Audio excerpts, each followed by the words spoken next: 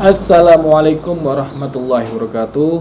Alhamdulillahirrabbilalamin. Wassalatu wassalamu ala ashrafil anbiya'i wal mursalin wa ala alihi wa ashabihi ajmain, amma ba'du.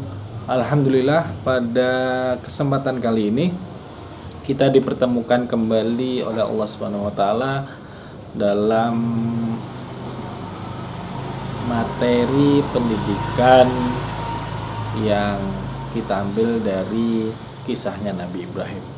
Assalatu wassalamu ala asyrafil anbiya'il mursalin wa ala alihi wa sahbihi ajmain. Salawat serta salam kita haturkan dan kita junjungan kepada Nabi Muhammad sallallahu alaihi wasallam yang kita harapkan nanti syafaatnya fi yaumil qiyamah. Dan kali ini kita akan berbincang kembali dalam materi masih seputar pendidikan, diambil dari kisahnya Nabi Ibrahim. Spesifiknya adalah ketika kisah Nabi Ismail alaihissalam disembelih oleh ayahnya sendiri, yaitu Nabi Ibrahim. Nah, dalam materi kali ini tafsir yang kita ambil merupakan dari ayat yang mengisahkan tentang hal tersebut. Jadi tafsir pendidikannya merupakan pelajaran yang akan kita ambil dari kisah tersebut. Oke. Nabi Ismail merupakan anak pertama dari Nabi Ibrahim dan juga istrinya yang sudah lama banget atau sudah lama sekali ingin mempunyai anak, tetapi baru dikaruniai anak di umur kurang lebih 86 tahun Nabi Ibrahim alaihissalam. Nah, di umur yang sudah memasuki senja ya, bisa dibilang, itu baru beliau dikaruniai anak. Dan di hari-hari biasanya beliau berdoa dan meminta kepada Allah, baru hari itu diberikan oleh Allah seorang keturunan yang diberi nama Ismail alaihissalam. Nah, Nabi Ismail ini kan ibaratnya nih anak yang pertama, lalu diberikan di usia yang cukup senja, tiap hari mengharapkan agar dikaruniai oleh anak, lalu sudah punya putra pun ini ditinggal sama istrinya, ya, sama istrinya berdua aja di padang tandus, nggak ada makanan, nggak ada pohon paling 1-2 mungkin, dan makanannya itu hanya biji-bijian, karena orang Arab itu kan suka biji-bijian ya, kurma, kismis dan almond dan lain sebagainya, hanya hanya sekantong biji-bijian. Nah, bayangkan kita punya anak, punya istri, satu orang, lalu ditinggal jangankan di tengah padang gurun gitu, di pinggir jalan yang banyak orang aja kita nggak tega gitu kan. Apalagi zaman dulu yang nggak ada siapa-siapa, hanya ditinggal di gurun pasir, nggak ada makanan, nggak ada minuman, bayi masih keadaan menyusui dan butuh air, manusia nggak bakal bisa hidup tanpa air. Sedemikian rupa, ditinggal di Sohro atau di padang pasir, lalu lari ke sana ke sini, menemukanlah yang namanya air Zam-Zam. Dan seperti kisah yang sebelumnya, Mekah yang sebelumnya padang tandus sekarang menjadi kota internasional, di mana seluruh dunia bakalan pergi ke sana minimal paling enggak haji dan umroh. Nah, itulah pengorbanan dari kakek dan nenek moyang kita dulu yang luar biasa. Sudah ditinggal ketika ketika sudah besar, diperintahkan untuk disembelih. Wah, bagaimana hati seorang ayah ya, seorang ayah atau seorang orang tua yang kita ninggalin anak di pinggir jalan atau ninggalin anak yang baru lahir di penampungan itu aja kita sudah dihujat mati-matian sama netizen ya, apalagi ini disembelih. Nah ini kalau beberapa waktu lalu kita melihat ada orang yang mencekik anaknya, orang tua yang membunuh anaknya karena ada bisikan-bisikan. Nah ini bisikan apa dulu nih? Nah, jangankan bisikan syaitan. Kalau misalnya Nabi Ibrahim beda, beliau kan Nabi ulul azmi, jadi bisikannya bukan sembarangan. Oleh karena itu kita akan bahas pada kali ini bagaimana sebenarnya kisah penyembelihan Nabi Ismail alaihissalam. Nah, tadi kita lanjutkan sedikit. Nabi Ismail ini bukan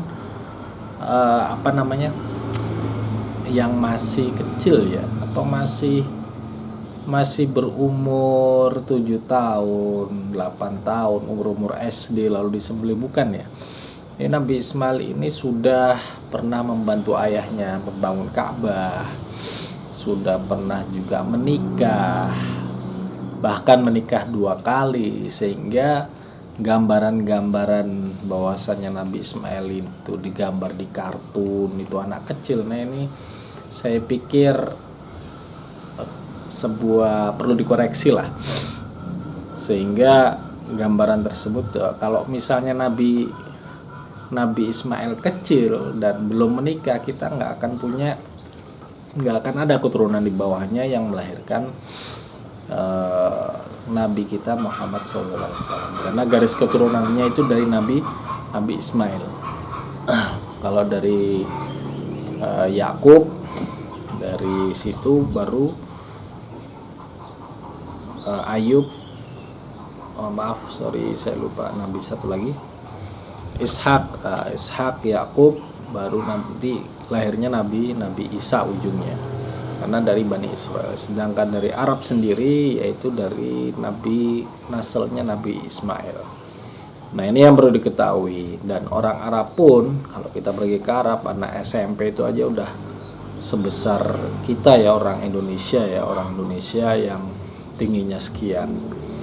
Jadi memang gennya berbeda antara orang Arab dengan orang Asia. Jangan dibayangkan Nabi Ismail kecil terus. Nabi Ismail ini sudah menikah 2 kali, membantu ayahnya juga, jadi bisa dikatakan sudah balik, sudah beranjak dewasa dan lain sebagainya. Nah, Nabi Ismail ini merupakan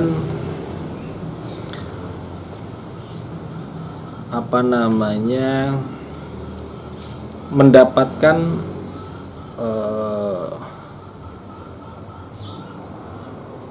di ayat Al-Quran, kita lanjut di dalam ayat Al-Quran.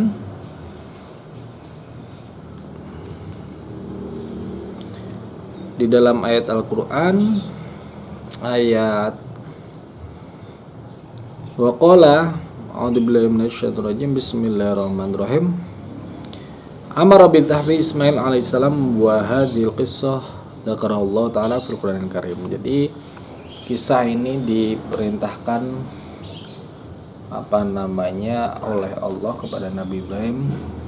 Waqala ini dhaibun ila rabbi sayahdini rabbi habli minas sholihin fabasyirnahu bi gulamin halim. Nah, ini ketika Nabi Ibrahim minta yang namanya keturunan, bahwa Ismail.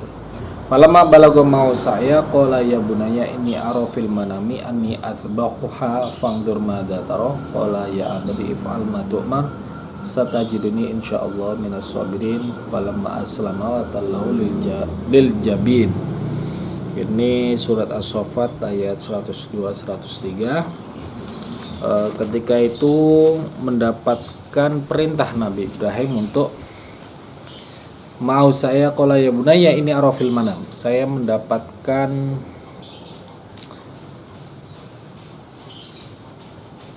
perintah, yaitu perintah untuk nanti adalah minas sabirin, untuk mendapatkan atbauha, mendapatkan perintah menyembelih. Atbauha fangdur madza taro. Lalu anaknya ini bilang qala ya abati, wahai ayahku, if'al ma tu'mar, apa yang sudah diperintahkan kerjakanlah. Satajudini insyaallah minasabirin, maka insyaallah engkau akan mendapatkan aku dari orang yang sabar. Ya, ini adalah kisah kesabaran yang luar biasa. Anaknya sabar, bapaknya sabar. Luar biasa ya. Kita nggak akan sanggup seperti ini. Ya abadi fa'al ma tu'mar. Nah, ini dikisahkan menurut siapa ini ya, di Tahrir At-Tanwir. Ini kira-kira wa kana umru Ismail salasata asyara sana. Kira-kira umurnya ini ketika mendapatkan perintah ini ada 13 tahun kira-kira ya. Waru yalan biya al-wahyu. Nah, oleh karena itu dalam hal ini menurut Nabi Ibrahim itu sendiri, anak itu adalah titipan Tuhan. Nanti suatu saat akan diambil kembali, akan kembali kepada Allah Subhanahu wa taala. Nah, ini kisah yang luar biasa. Nah, kabarnya yang diperintahkan oleh Allah, lalu pun dan tadi di ya abadi if'al ma tu'mar adalah bagaimana si anak ini, si Nabi Ismail ikhlas dalam menjalankan perintahnya juga. Kalau kita lihat tafsirnya Madataro, ini kan Nabi Ibrahim itu kan mendapatkan wahyu ya, wa qaulullah ta'ala Madataro, itu kan ro'ayaro. Kalau misalnya dalam bahasa Arab artinya melihat ya. Apa yang kamu lihat? Maksud daripada melihat ini bukan melihat dari sisi melihat dari sisi fisik atau melihat pakai mata, tetapi yang disebut dengan mata taro ini adalah melihat, yaitu melihat dari mata batin atau mata hati ya. Ketika mendapatkan wahyu itu sesungguhnya yang dilihat adalah mata hati. Lalu apa yang menyebabkan ketaatan Nabi Ismail ini menjadi luar biasa? Ketaatan Nabi Ismail yang kalau misalnya ini diperintahkan oleh Allah, saya akan menurut. Kalau ini memang perintah dari Tuhan yang kita sembah, saya akan ikhlas menjalankannya, apapun perintah itu. Ini Nabi Ismail. Nah, ketaatan Nabi Ismail ini mempunyai dua faktor. Yang pertama, faktor ta'ataro bi akhlaqi walidayhi. Jadi ketika pendidikan agama ini berlangsung, karena kan Nabi Ismail itu lebih banyak sama ibunya dibanding sama ayahnya. Nama ayahnya itu enggak terlalu lama sebenarnya, tapi lebih banyak dari ibunya, karena memang kunjungan yang pertama itu kalau nggak salah ingat, mohon dikoreksi, ketika Nabi Ismail itu sudah menikah, lalu setelah itu mengadakan kunjungan yang kedua. Itu selama itu Siti Hajar diperintahkan oleh Allah untuk tinggal di Mekah, dan alhamdulillah dilindungi oleh Allah, seorang perempuan sendiri bersama anaknya laki-laki, dari yang nggak ada apa-apanya sampai ada sumur Zam-Zam, sampai ada pedagang yang lewat berlalu lalang pun tidak diganggu. Bahkan mereka minta izin untuk meminta air dari sumur Zam-Zam. Orang baik diketemukan oleh orang baik oleh Allah Subhanahu wa taala. Ta'ataro kabiron. Nah, ini karena ajaran atau didikan dari orang tua ini akan sangat berpengaruh sekali dengan yang namanya karakter seseorang tersebut. Nah, karena banyak bergelut dengan ibunya atau setiap hari dengan ibunya, oleh karena itu pendidikan ibunya ini sangat-sangat membekas. Nah, di samping juga didikan dari ayahnya yang beberapa kesempatan ikut membangun Ka'bah, ikut menjaga sholat dan seterusnya. Dan yang kedua ini adalah tentu saja lingkungan al-bi'ah as-salihah allati nasya'a fiha, yaitu bi'ah atau lingkungan pendidikan yang menjadi keseharian dari Ismail ini. Nah, kita tahu bahwasannya itu lingkungannya banyak pedagangnya yang sebelumnya nggak ada apa-apa, lalu di situ banyak orang-orang yang, bayangkan saja seorang wanita sendirian, ada sumber mata air, ada sekelompok pedagang yang lewat, tetapi pedagang tersebut malah minta izin kepada si ibunya ini, ibunya Ismail. Bolehkah saya minta air? Nah, itu ya. Kalau misalnya orang yang jahat atau orang yang akhlaknya jelek, itu pasti main ngambil aja, atau saya kuasai nih airnya, kamu nggak boleh minta. Nah, ini menerangkan bahwasannya orang-orang yang di sekitarnya ibunya, sekitarnya Nabi Ismail ini adalah orang-orang pilihan juga, orang-orang yang baik, orang-orang yang mempunyai bi'ah hasanah atau kesan yang baik, akhlak yang baik dan seterusnya. Nah, dua hal inilah yang menyebabkan, atau dua hal inilah yang menjadi faktor penting bagi Nabi Ismail ini dan juga ibunya serta keluarganya mendapatkan akhlak atau pendidikan yang baik. Nah, ditanamkannya kepercayaan yang baik, kepercayaan maksudnya itu adalah kepercayaan agama yang baik, ini adalah yang melahirkan akhlak yang luar biasa. Nah, ini dua hal tersebut yang bisa kita analisa. Nah, jawaban dari Ismail sendiri adalah if'al ma tu'mar. Nah,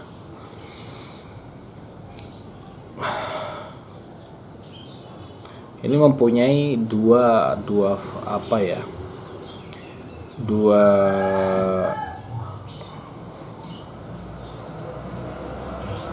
hal yang bisa kita analisa. If'al ma tu'mar artinya adalah kerjakanlah wahai ayahku apa yang sudah diperintahkan. Ini mempunyai dua makna. Yang pertama adalah idzn, atau mempunyai, dia mengizinkan apa yang diperintahkan oleh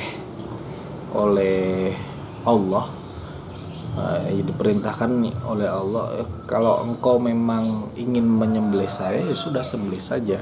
Tapi yang kedua ini ada yang namanya atasdik atau kepercayaan kepada Allah Subhanahu wa taala, dan juga kepercayaan kepada orang tuanya atau kepada Ibrahim alaihissalam. Nah, kepercayaan dua, yang satu adalah izin, yang kedua adalah kepercayaan. Kan ada orang yang izin tapi nggak dipercaya gitu. Pak, saya mau keluar gitu. Ya udah keluar aja. Nah, karena seringnya keluar, dia izin, akhirnya saya pengen keluar tapi tidak dijelaskan mau keluar kemana, tapi sudah dibiarkan saja karena memang ada yang nggak percaya ya, ada yang nggak percaya, dikasih izin tapi nggak percaya. Tapi ini dikasih izin dan juga percaya. Ini dua hal dalam satu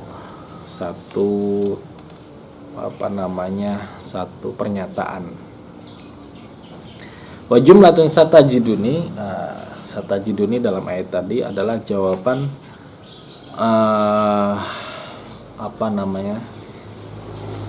jawaban istirahah abi alladhi yakhafu wa yuhzanu li ta'diyati amrillahi ta'ala. Jadi satajiduni insyaallah minas sabirin. Insyaallah engkau akan mendapatkanku dari sebagai orang-orang sabar. Ini adalah kalimat untuk menenangkan ayahnya. Janganlah bersedih, nanti insya Allah kita akan sama-sama jadi orang yang bersabar. Saya akan menjadi orang yang bersabar, engkau juga orang yang bersabar. Nah, ini luar biasa sekali. Jadi Nabi Ismail yang bakalan disembelih malah menenangkan yang menyembelih. Nah, ini luar biasa ya, menenangkan ayahnya. Karena beliau tahu ayahnya istilahnya ini sebagai orang tua pasti akan berat untuk meninggalkan atau melaksanakan hal tersebut.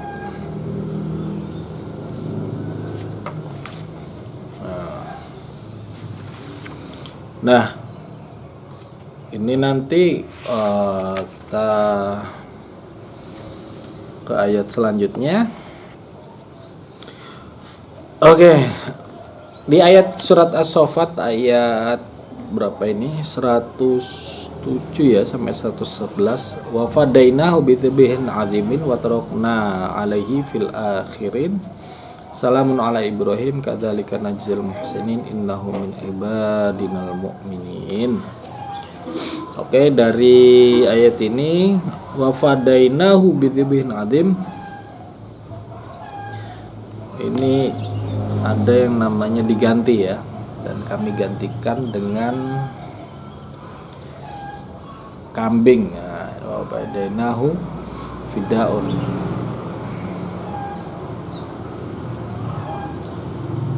Dengan kambing. Nah, ini kambingnya nih konon ceritanya diganti dengan kambing. Kambingnya itu warnanya putih, punya tanduk yang besar serta bermata hitam. Nah, ini disembelih. Nabi Ibrahim adalah seorang yang luar biasa, maka tempatnya pun juga luar biasa. Tempatnya yaitu di salah satu gunung yang besar di kota Mekah, dan diganti dengan kambing yang apa namanya, yang seperti itu tadi, yang bagus lah. Nah, ini sebagai apa namanya ya, permisalan buat kita semua kalau misalnya dzabah itu di Idul Adha itu yang baik lah, yang bagus. Dan ayat selanjutnya, ayat tersebut apa namanya cut banyak cutnya. Oke, dan terdapat sedikit perselisihan atau perbedaan pendapat bahwasannya ada yang menyangkal kalau misalnya yang disembelih itu bukan Nabi Ismail melainkan putranya satu lagi yaitu Nabi Ishak. Tapi sebenarnya kita sepakat bahwasannya yang disembelih adalah Nabi Ismail alaihissalam.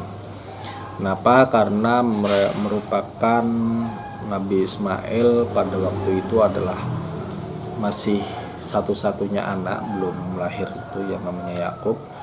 Dan Nabi Yakub itu Nabi Ishak waktu itu belum lahir.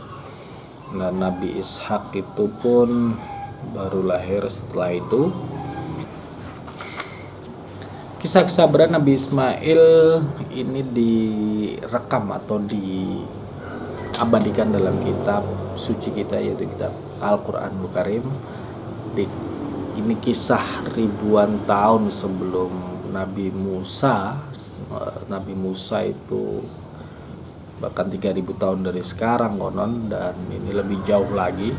Dan dikisahkan bahwasanya kesabaran Nabi Ismail ini diabadikan dalam Quran, dan kita pun memperingatinya setiap tahun dengan mengadakan Idul Kurban atau Idul Adha.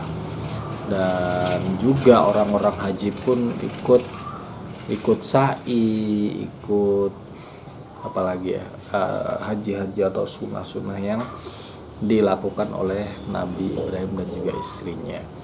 Terlebih lagi di setiap hari pun kita juga mengingat yang namanya Nabi Ibrahim. Kenapa? Karena kita juga diwajibkan bersolawat di tahiyat akhir. Setelah sholawat kepada Nabi Muhammad, kita sholawat kepada Nabi Ibrahim alaihissalam. Kita diwajibkan juga sebagai seorang anak untuk menuruti atau mematuhi perintah dari orang tua selama orang tua itu benar dan menjalankan perintah agama dengan baik. Di syariat kalau kita diperintahkan sholat ya sholat, kita diajak untuk zakat ya zakat, dan seterusnya. Maka karena ridallahu fi ridal walidaini, kalau selama orang tua kita benar, insya Allah kita akan di jalan yang diridhoi oleh Allah. Nah, terus pelajaran kesabaran tentu saja ini akbarus sobri, akbarus satu sobri, sebagai kisah kesabaran yang luar biasa. Kalau misalnya seorang anak itu kehilangan orang tua itu mungkin wajar ya, karena umurnya lebih dahulu. Tetapi ketika seorang orang tua kehilangan anaknya itu terasa lebih menyakitkan, terasa lebih sakit ketimbang orang tua kehilangan anaknya. Dan itu pun diakui sendiri oleh salah satu kiai besar yang kehilangan anaknya di umur yang sangat produktif, umur 30-an, belum nyampe 40. Beliau kehilangan anaknya yang dibangga-banggakan itu terasa lebih sulit ya dibanding kehilangan oleh orang tua. Dan itu juga pelajaran kesabaran, pelajaran kita harus taat kepada orang tua, dan juga yang terakhir adalah kita boleh untuk mencintai anak dan harta, boleh kita mencintai, tapi sewajarnya jangan kita melebihi cinta anak dan harta itu membuat kita terlena terhadap perintah Allah, apalagi lebih mencintai mereka daripada mencintai Allah. Contohnya yaitu kita mau melakukan segalanya demi anak, sampai kita melanggar syariat, sampai kita mencuri-curi nyari harta dengan kurang baik demi anak dan seterusnya. Ini yang harus kita waspadai. Oleh karena itu di dalam ayat Al-Quran kita diingatkan di surat Al-Hadid, ya'lamu annamal hayatud dunya la'ibun walahun wazinatun watafakhurun bainakum watakathurun fil amwali wal aulad.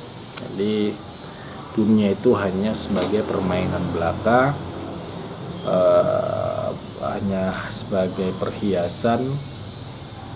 Maka ya sewajarnya aja kalau kita hidup di dunia ini. Fusikum wa ya nafsi. Dan ini juga berlaku nasihat untuk kami sendiri. Semoga kita semua diberikan anak yang soleh solehah seperti Nabi Ismail alaihissalam, dan kita mempunyai orang tua seperti halnya Nabi Ibrahim. Kita hanya bisa berdoa dan berharap untuk mendapatkan syafaatnya Nabi Muhammad, dan semoga kita diberi kesabaran yang luar biasa seperti sabarnya Nabi Ismail. Allahumma amin. Sadaqallahul adzim. Assalamualaikum warahmatullahi wabarakatuh.